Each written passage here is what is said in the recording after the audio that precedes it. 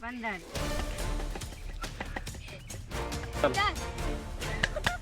એક heroine acting કરવાની આવી કોરાસ ચુકેગા નહીં ચાલે હાલ છે મિત્રો આપણે આકોભાઈ ને આવી છે 15 તો જો મિત્રો આપણે જતીનકાને કોઈ પણ એક ગીત ગાવાનું ચાલો હતી માં કે બરાબર કોઈ નહીં અમને પણ એક ગીત ગાવાનું આવી ગયું છે દુપને રે ધુમાડે વેલા આવજો હા, મોજ. આવજો